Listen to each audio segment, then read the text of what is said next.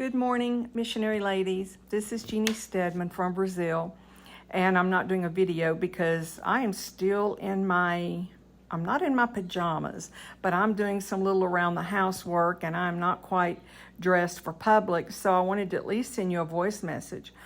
I just heard a story of a well-known American minister that when he was maybe in his 40s, close to 50, he decided he was going to walk around or climb around a very tall, very well-known mountain, and that it was going to take, I think, 2 hours was the record for going around this mountain. And he determined, he says, I'm going to do this.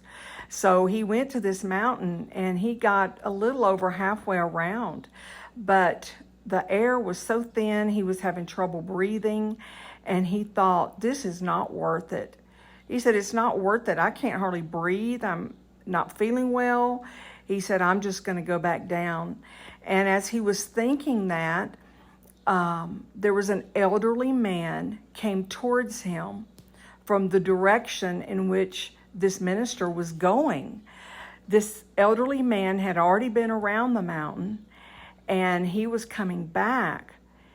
And he said that when the elderly man came towards him, he just looked at him, but he didn't say anything till he got right next to the minister. When he got right next to the minister, he said, it's closer than you think. And then the man just kept going.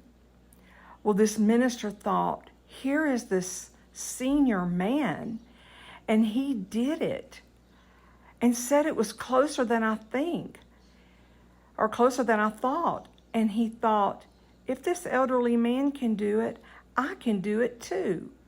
So the minister went on and he finished going around the mountain in record time. I think it was like about an hour and a half that he did it.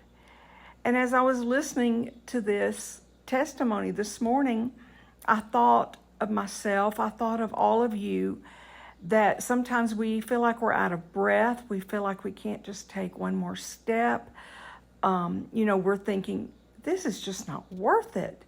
It's just not worth it. Lord, send someone else. Or, I know we wouldn't think this, but I've heard someone say, Lord, just let them go on to hell. If they won't accept, what we're trying to give them, just let them go. Now, I know you would never think that, and I would never think that. But the feelings are the same of, Lord, this is just not worth it. I just can't make it. I'm out of breath. I don't feel well. There's just still so far to go. But when I heard this story, it just came to me. It's closer than you think. And so to me, that was a reward. That was just the Lord cheering me on, saying, come on, it's just a little bit further. It's just a little bit further. And to reach the end is worth it. It's worth having difficulty breathing. It's worth struggling. And it's closer than you think.